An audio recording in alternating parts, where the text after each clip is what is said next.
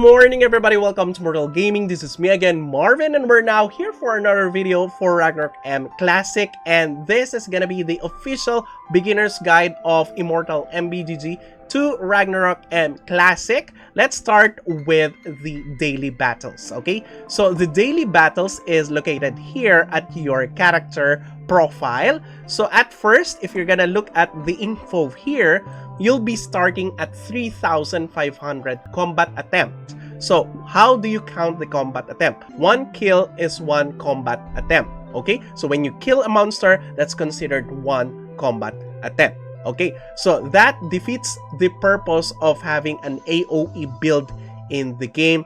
Auto attack and single target builds are now going to be the meta in grind, because it's gonna be easier for you to just kill monsters one by one. If a lot of people are attacking one monster, who gets the experience and who gets the combat attempt?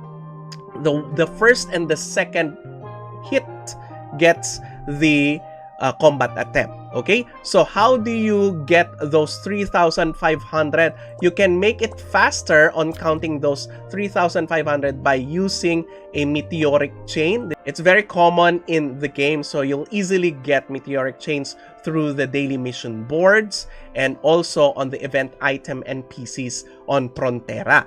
Now, this one becomes 5,500 by the time that you get to a second job, and after that transcended second job, you'll get 7,500 per day, and when you reach to third job, you'll be getting 10,000 per day. So that is the reason why your primary target in this game is leveling, because once you have already reached third job, you can get 10,000 combat attempts. That means more experience, more base and job experience, more items, and more importantly, more Zenny.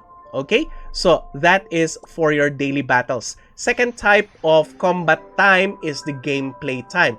Both of this will give you experience. The gameplay time will be used on your instance. Okay, we have several instances here wherein you could get experience, starting with the very first, wherein you're gonna focus on mostly on your early game, which is the Rift. Okay, the Rift is where you get a lot of Rift gears. Most of the job classes need Rift gears, much more efficient and refined Rift gears at first than getting those crafted gears or gear drops, because this one gives you already a very good amount of stats for your character. Only focus on refining the blue ones, because the blue ones are gonna give you higher stats. Now, each of this drop are for different job classes. For example, when you see something like this, attack and magical attack, it will be for the genetics or alchemists. The next one is gonna be this one for physical damage. Maybe it's gonna be for a melee user. This one is magic damage, so probably for a magic user. And this one is healing received. For sure, this one is gonna be for supports or for priests. So same goes with the shields, same goes with other types of drops here, such as the cloaks and the boots. Okay, so as you go further along here, that's the time that you will be getting your blue accessories. Okay, even the accessories are really good even to mid-game. And when I say mid-game, that is pre-level 100. Until you're not yet level 100, the most efficient in terms of Zennies is through the use of Rift gears at first. Now, next one would be Battle of Cake. This instance is for the gacha headgears. Okay, so every week it will be reset, and a new purple gear or gacha wear will be on this instance. And if you're not that lucky on looting it, don't worry. This instance drops the marshmallow, and the marshmallow is used for you to directly purchase the designated gacha wear for that week. Next will be the Wild Fantasy Fable, one of the easier instances here wherein you can get your upgrade materials on. So this one drops the Stone of All Things. So Stone of All Things is used whenever you don't have or you lack items for you to upgrade your current gear. For example, on my telekinetic orb here, we have yet to upgrade our orb until tier 8 here. For example, if we're gonna upgrade this one, I currently don't have memory gem or the glitter shell or the temporal crystal. There is a tick box here to use your Stone of All Things, and that would be easier for you instead of purchasing the items for you to upgrade your current gear. Okay, so for each tier here, you'll be getting different types of drops. Okay, so next is the Chaotic Invasion. Challenging this instance is just the same as when your party is going to an MVP, and it will also drop the same drops as an MVP drops in the field. The only difference is that this one gives you a ton of experiences. Apart from that, you are not disturbed by any other parties. It is solo to your party. So just in case you need a special accessory, this is where you get the accessory. For example, you need Eye of Dulahan. All you have to do is find a Chaotic Invasion instance wherein there is an Orc Lord, and there's a chance for you to get an Eye of Dulahan. Okay, the next one is the Endless Tower. This one though does not give you experience, but still it would be available for you and reset every week. So you get a ton of rewards here and loots. Now, the Oracle Dungeon, this is really good because it gives you Nolan cards. You get Nolan cards per run here, and considering that there is gonna be 20 chances per week for you to finish the Oracle Dungeon, then you'll get a maximum of 200 Nolan cards here per week. And one Nolan card roll is amounting to 1,500. That would give you a chance to get an MVP card. An easier way to get an MVP card, but there's an RNG to it. Next, this is the Echoing Corridor. This is where you get Brave's Holy Emblem for you to purchase different types of items in-game. This is a maze, and you should be very keen and very focused in order for you to tackle it up to floor 20. Okay, next is the Valhalla Ruins. This is where you get your gold medal and your contribution for your Aesir. This is very important. You can get this up to 5 times every week. Next is Thanatos Tower. This is for an advanced player. Maybe they will now try it the first week. You need a ton of coordination and a ton of advanced gears for this one. Although the rewards here are very good, it will help you against different guilds on guild versus guild. More guides on this in the upcoming days. Okay, let's now go to the other things that you need to look on the character user interface. So you have here your ID. This ID can be copied and can be sent whenever you want to top up, or you can send it to your friends just in case they have a trouble of locating your character across your IGN. Using your IGN, they can definitely locate your character using the ID number. This is your base, job level, daily battles. We have already talked about that. Your stats and your points remaining. If you are unsure and you haven't watched my videos or my guides yet, you can easily click the build here. On this side, you can easily get to see your basic attributes. On the second tab here, you can see also the progression in terms of your handbook. And on the last side, if you're looking for the title is here. And also, you can differentiate your status here, marital status, equipment info. If you're wondering, it is in this part. So you can make your equipment info available. Let's now go to the dailies. Okay, for the dailies here, in terms of the mission board, you can easily skip the mission board if you have rice balls. Rice balls are a gift from your pet, so make it sure that you have a pet as fast as you can, so you can easily skip the missions on the mission board. Which one to skip? The one that gives you a reward of Meteoric Chain. That's the highest priority. Next would be mercenary tickets. The third one would be Zenny Bags. The next one would be Monster Expulsion. You just have to kill enemy units until 500 enemy units. Then Rift, you can raid Rift that you have already finished.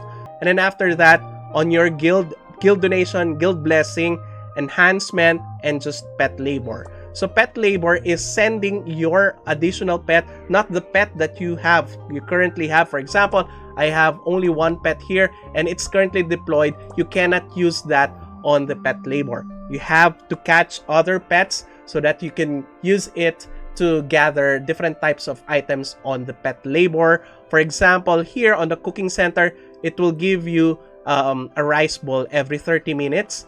On the item shop, it will give you this item, various tier A food. And for smile assistance, you get 1 pouring coin every 25 minutes. So that's really good. That's why I am preferring at the very beginning smile assistance here.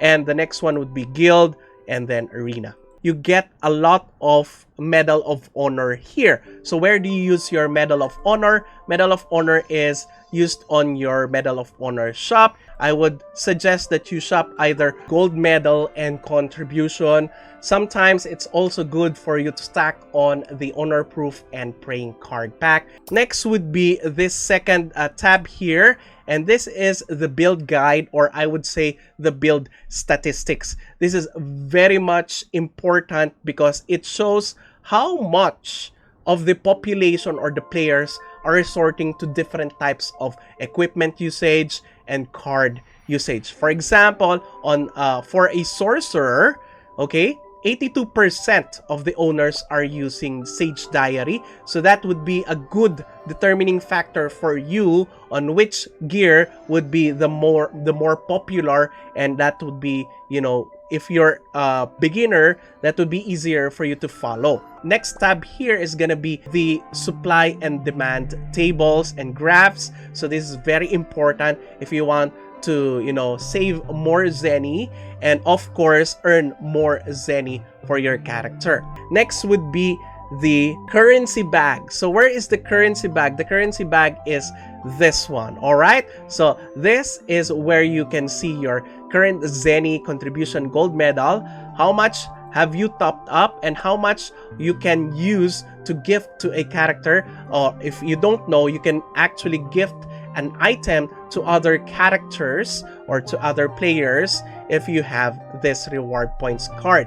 Next tab is your other items that you would most likely need and most likely use. So if you're searching for Eden coins, how much Eden coins, where to use this, Brave's Holy Emblem, etc. Okay, the last one would be vouchers, weapon vouchers, and this is just, you know, an additional costume for your weapon. For example, I'm a sorcerer right now, so if I'm gonna deposit that, okay, I would be putting it here and I would now be able to use it as a costume for my character's weapon. Okay, there you go. So without it, it would look like this, very bland.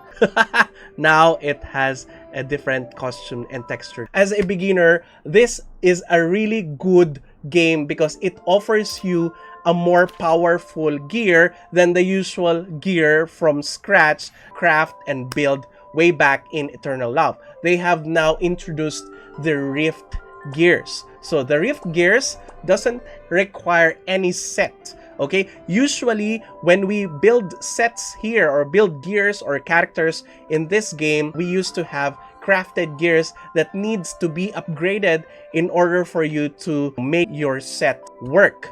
So using Rift gears, you don't need that, okay? Even the weapons on the Rift gears are very powerful that you don't need sets to make it work. And also, in this game, we have a safe refine, and you can use any of those gears to refine your primary gear. So any part, for example, you're refining your weapon, you can use other Rift gears to refine the weapon, and that's really awesome, okay? At the very beginning, those are the ones that you would be wanting to use apart from your Saint set. So your Saint set is purchasable on Frontera. It is on the lower mid part, the event NPC, and it requires a couple of millions of zennies. So at the very beginning, of course, the game will be giving you a couple of millions of zennies as you progress through your quests and through your topic book here, or adventure topic items there. So where do you focus that first? Of course, through your event items here, which is your saint set. Okay, why? Your saint set is very much useful because your main goal here is to level up as fast as you can. So which of this first?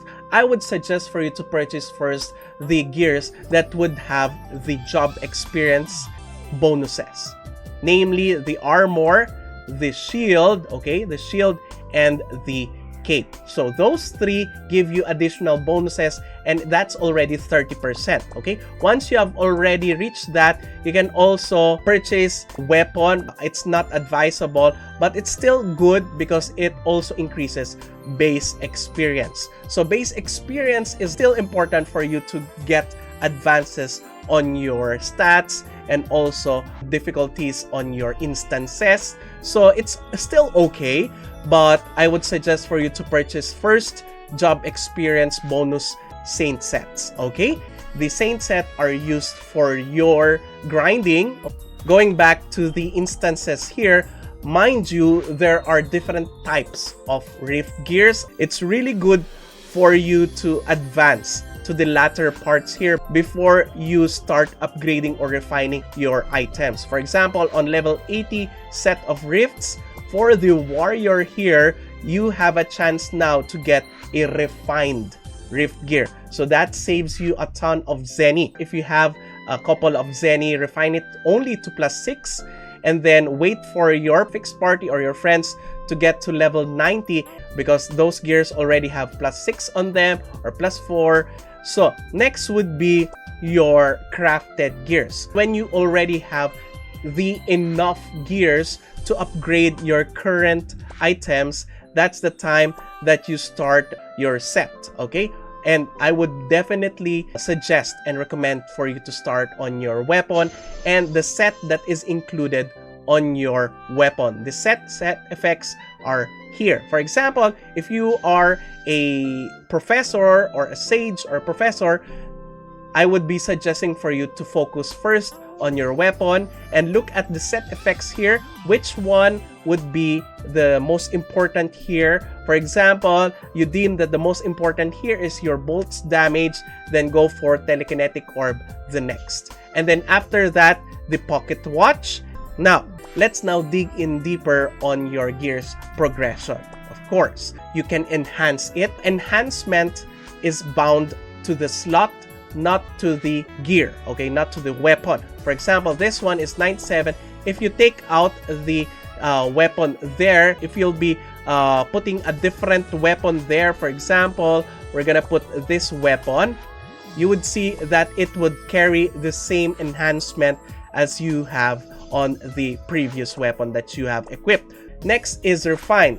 On the other hand, the refinement is bound on the weapon. It is placed here, and you have a safe refine here. That's a good thing about this game. You can safely refine your weapon up to +15, but mind you, you need a lot, tons and tons of copies of your original weapon so that you can refine it easily.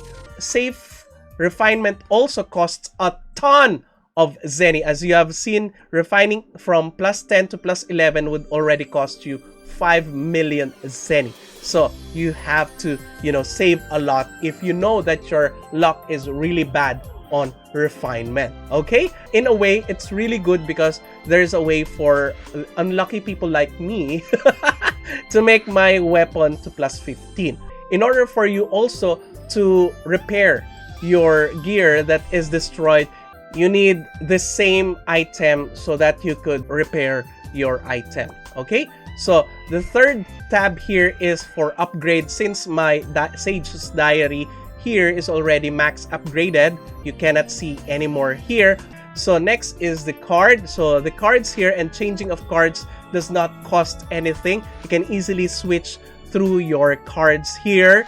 Cards make your character more powerful, so take note of which card your character is using. And also, in slotting the cards, you would also need a couple of items in order for you to slot your gear. For example, if I would like to put a slot on my silk robe, all you need to do is click on this hammer here to get to the socketing page. You need a total of 10 of those gears, okay? Next, enchantment. Enchantment here is now upgraded, okay? So you get Mora coins from different parts of the game, and you can now easily use a Mora gold coin, 1 Mora gold coin for each enchant, 4 Mora coins for each enchant, so that you could have a higher set or a higher probability, a sure probability of getting a high roll on your sets. But it's still, you know, it's still random. So if you can also click the times 10 enchant here.